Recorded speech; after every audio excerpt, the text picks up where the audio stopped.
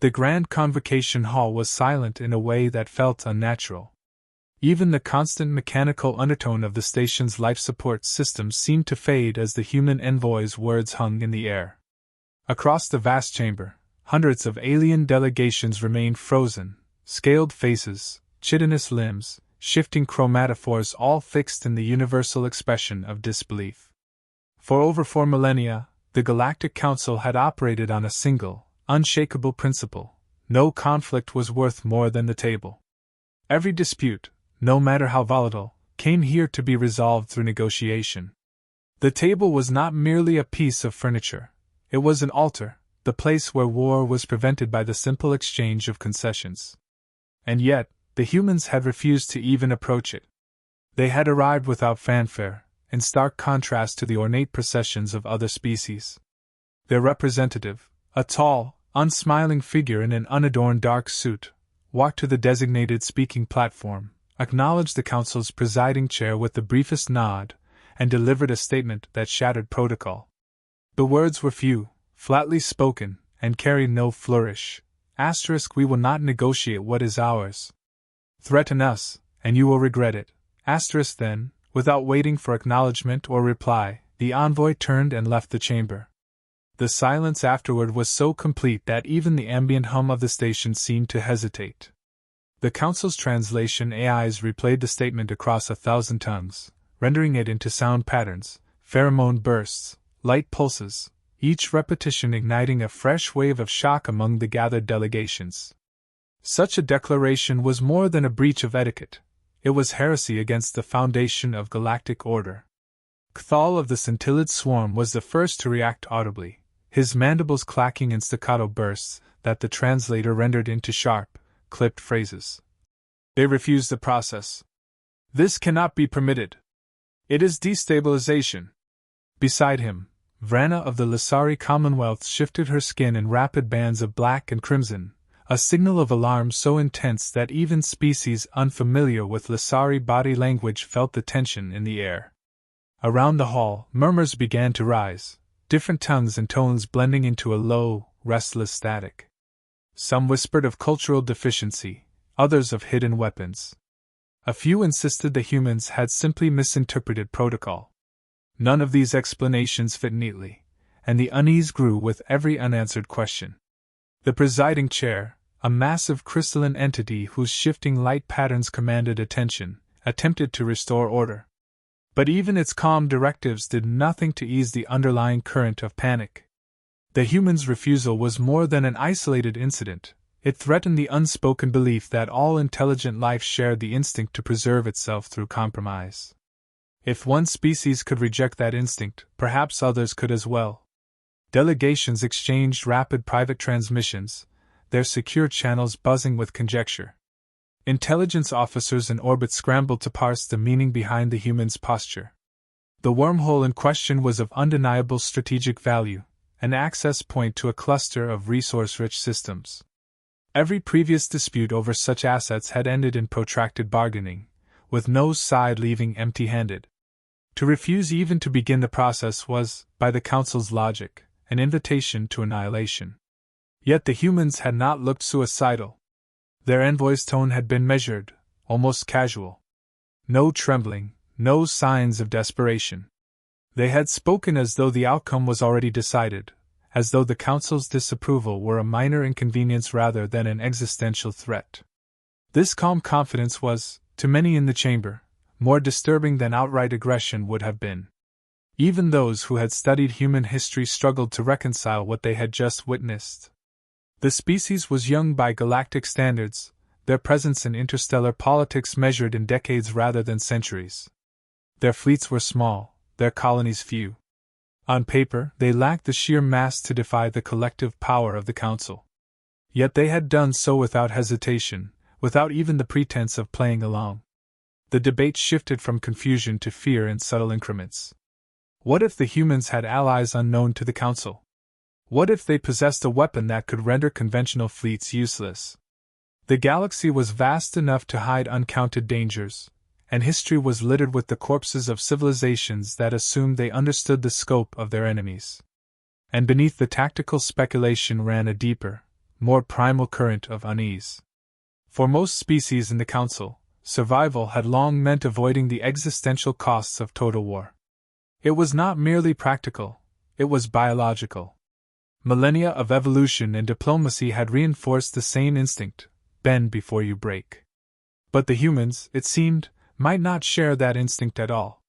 Their refusal to negotiate suggested a willingness to break rather than bend, a trait alien to the galaxy's political DNA.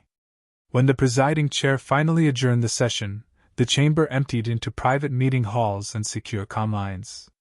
Delegations whispered of contingencies, mobilizations, and quiet probes into human military readiness. The official narrative, that this was a misunderstanding soon to be resolved, was maintained for the record.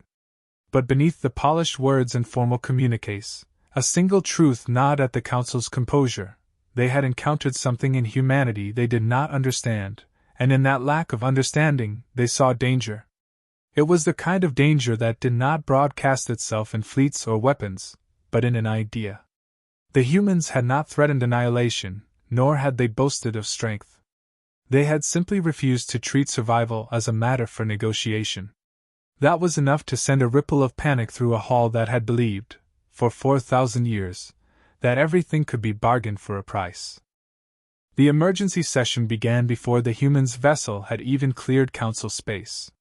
Delegations assembled in smaller, enclosed chambers, no public spectators, no media feeds. The tone was sharper now, the language stripped of ceremonial niceties. This was not a meeting to persuade or posture, it was a meeting to dissect a threat. Senior strategists and cultural analysts took the floor first, each presenting their interpretation of human behavior.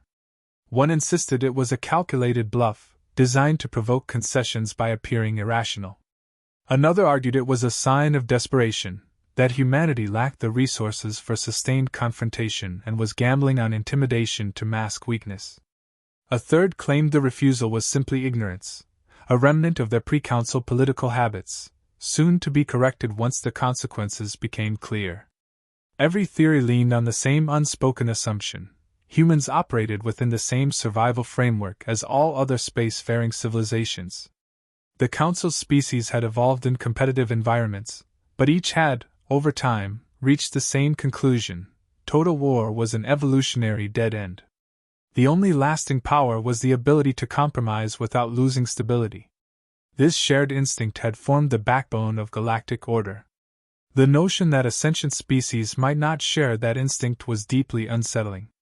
To many in the chamber, the human statement wasn't just a diplomatic insult, it was an indication that they might not value survival in the same way. The prospect of an adversary who would willingly risk destruction rather than accept negotiated limits challenged the logic upon which the Council had built its governance. Historical records were summoned, projecting fragments of human history into the chamber for review.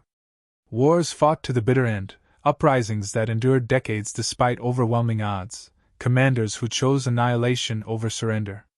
Some analysts dismissed these as relics of a primitive era, pointing out that every civilization carried scars from its violent beginnings.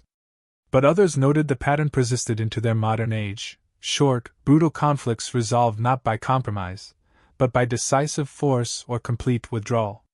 Intelligence briefings were equally polarizing.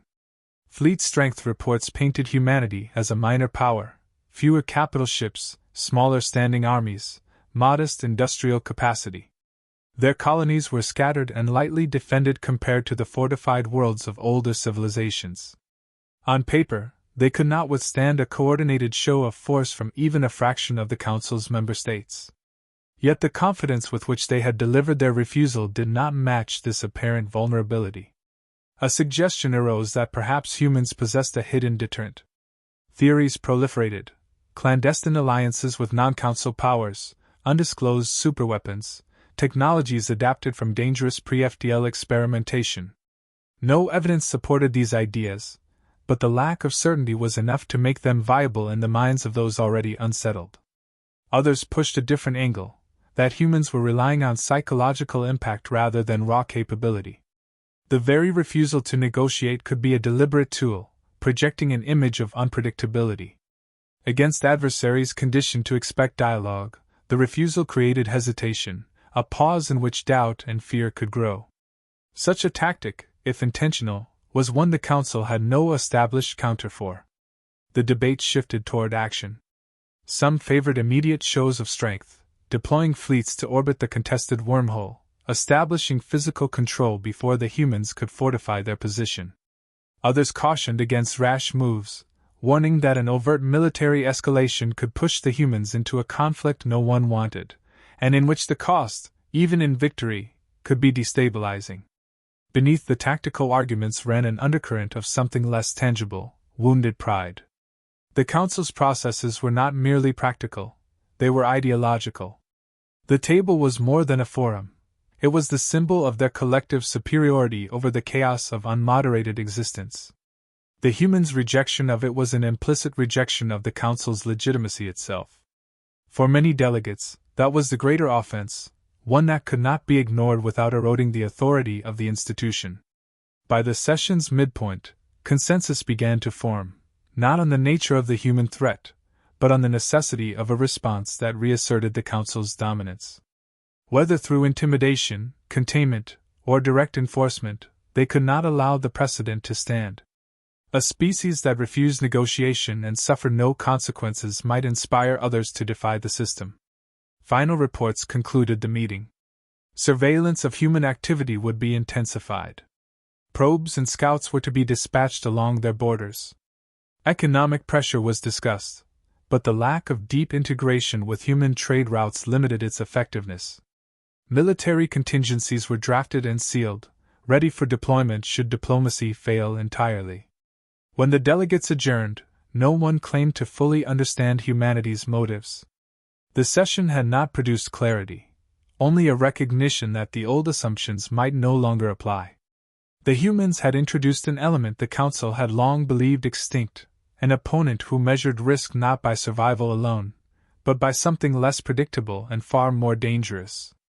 The uncertainty was its own form of power, and in the guarded silence that followed, more than one delegation privately admitted an unease they could not quite name. For the humans, the matter had never been one of bargaining. The wormhole represented far more than a navigational convenience. It was a strategic artery linking their growing sphere of influence to untapped systems, a corridor essential to their long-term survival and expansion. The notion of placing it under foreign administration was not simply undesirable, it was incompatible with their core values. In their view, certain assets could not be reduced to trade-offs without eroding the foundation upon which their civilization stood. Among themselves, there was no debate. The decision to refuse had been made before the Council had even convened. To the human leadership, the idea of negotiating ownership of what they had secured with their own effort was an absurdity. The refusal was not a gamble, nor was it an attempt to manipulate the Council into a better offer. It was a final position presented as a first statement. Centuries of their own history had shaped this stance. They carried in their collective memory the stories of cities holding against sieges far longer than reason dictated, of outnumbered fleets that fought on until ammunition ran dry, of populations enduring privation rather than submit to occupation. To the human mind, there existed thresholds that, once crossed, left only two options: victory or ruin. The wormhole had become one such threshold. Their preparations reflected this binary view. While the Council busied itself with analysis and speculation, human systems shifted quietly into a wartime footing. Fleets were redeployed without fanfare, fuel reserves redirected to military use, shipyards placed on accelerated schedules. Civilians were briefed not in the language of panic but in the terms of responsibility. If conflict came, everyone would play a role. This doctrine of total participation was alien to most Council species, whose wars were fought at a professional distance from civilian life. Their military assets, though fewer in number than those of established powers, were designed for flexibility and speed of adaptation. Vessels could be stripped and reconfigured for entirely different roles in days rather than weeks. Crews were cross-trained to operate multiple systems, allowing ships to function at high efficiency even when undermanned. Logistics chains relied on redundancy and concealment. Supply depots were scattered across asteroid belts and uninhabited moons, difficult to target and easy to replace. Equally notable was their silence. No threats, no public displays of force, no explanations to the galaxy at large. The absence of communication was itself a message. They did not seek to persuade or deter through rhetoric. To those watching, this restraint was unnerving. It denied the Council the verbal cues upon which it had always relied to gauge the intentions of other powers. Intelligence gathering by neighboring systems revealed patterns the Council struggled to interpret. Human research stations shifted focus to fields with direct military application. Sensor readings suggested the movement of small, fast craft in formations that did not match standard fleet maneuvers. Atmospheric production on several colonies spiked, implying large-scale manufacturing of consumables and munitions. No singular development was alarming on its own, but the aggregate painted a picture of deliberate, calculated readiness. Culturally, the refusal to negotiate was not viewed by humans as provocation but as defense. Their political discourse emphasized sovereignty as an extension of survival. Conceding critical territory or assets was treated as the first step toward decline. This mindset had been reinforced by their relatively recent emergence onto the galactic stage. They had not yet been conditioned to think in terms of perpetual compromise. Their formative years as a space-faring people had been defined by securing and holding what they claimed. This same mindset produced a tolerance for risk uncommon among older civilizations. Where others might see escalation as a breakdown of order, humans could regard it as a natural and even necessary course of events when vital interests were threatened. That tolerance did not equate to recklessness. It was underpinned by meticulous preparation and a willingness to absorb hardship for long-term gain. In private, human leadership anticipated that the Council would interpret their position as a challenge. This was not unwelcome. A direct test, they believed, would clarify the boundaries of their autonomy far more effectively than years of cautious diplomacy.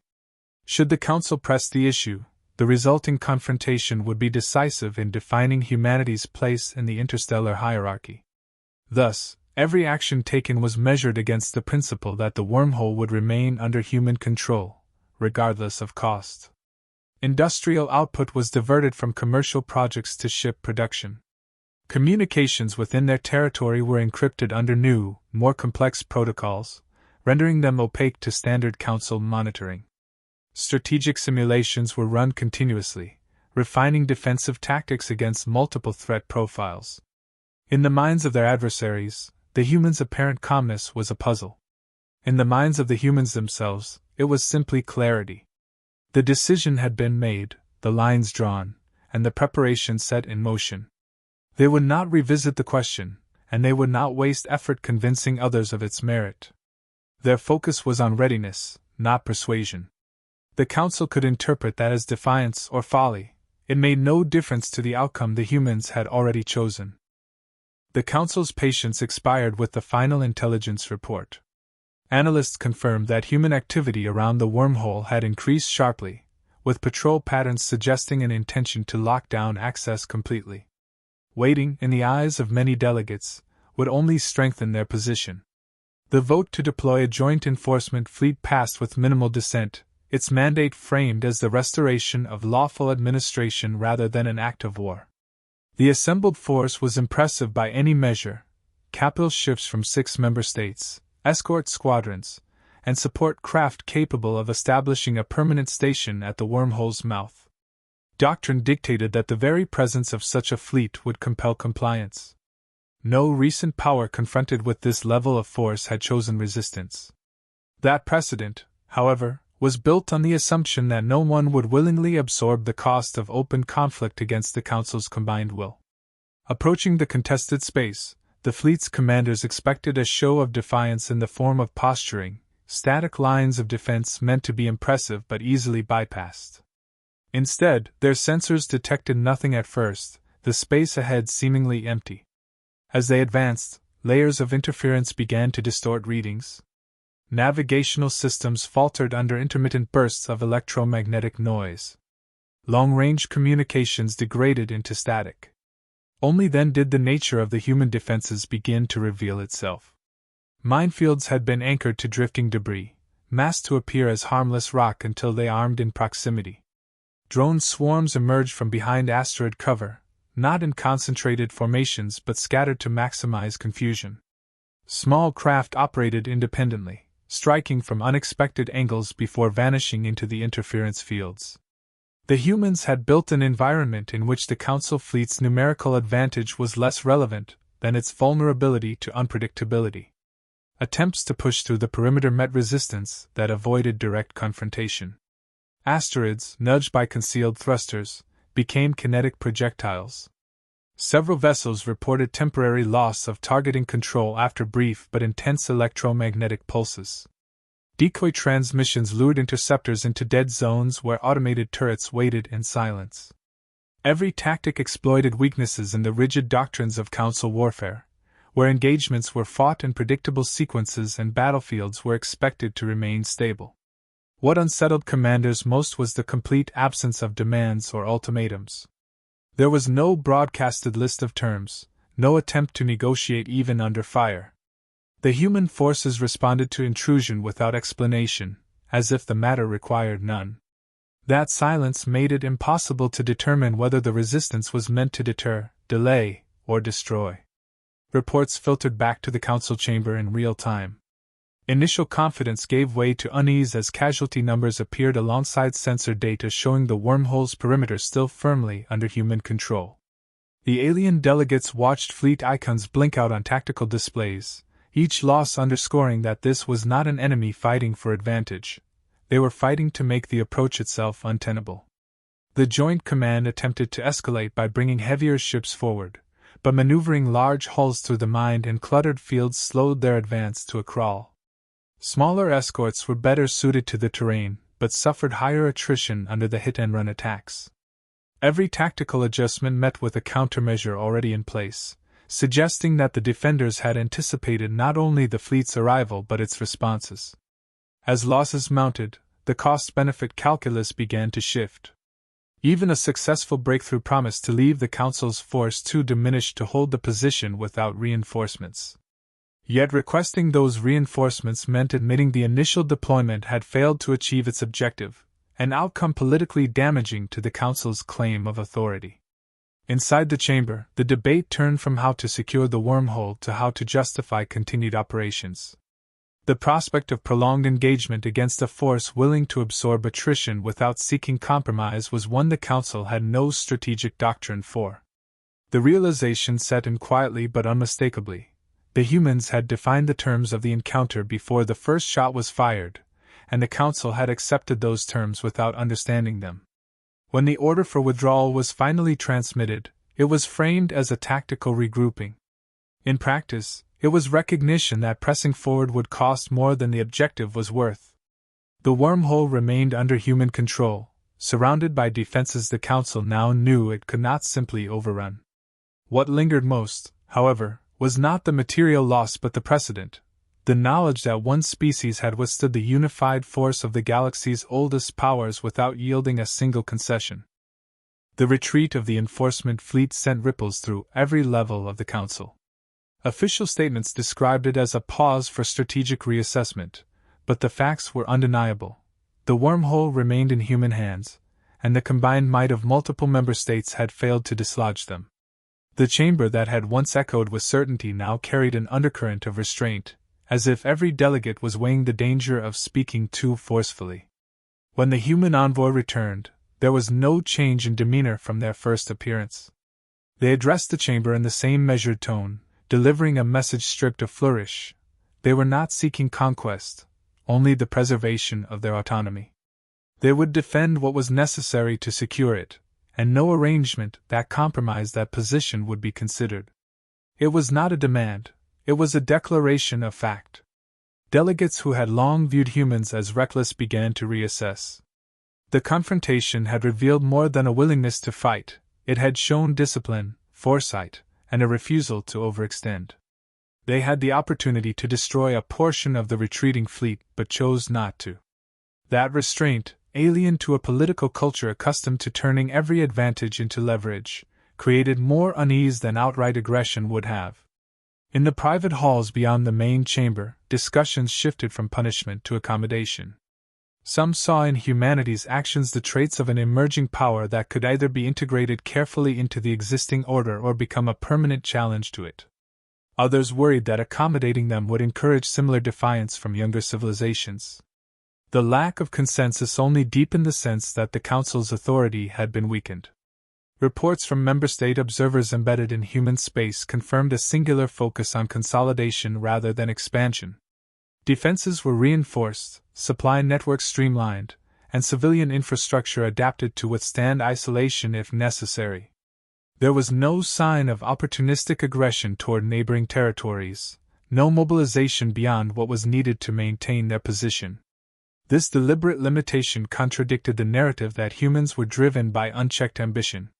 The philosophical implications were harder to dismiss. For centuries, the Council had operated under the belief that survival was the ultimate motivator, and that negotiation was the most advanced expression of it. Humanity's refusal to trade certain things, even under threat, suggested that survival alone was not their highest value. They acted as if self-determination was worth equal or greater weight, and that preserving it justified enduring risks other civilizations would not tolerate. The more this perspective was examined, the more unsettling it became. A species that did not calibrate its decisions solely to minimize immediate danger could not be easily predicted or manipulated. Traditional tools, economic pressure, diplomatic isolation, and the threat of force had little effect when faced with a calculus that placed intangible principles above material costs. Gradually, a shift in tone emerged within the Council. Officially, the matter of the wormhole was tabled for further review.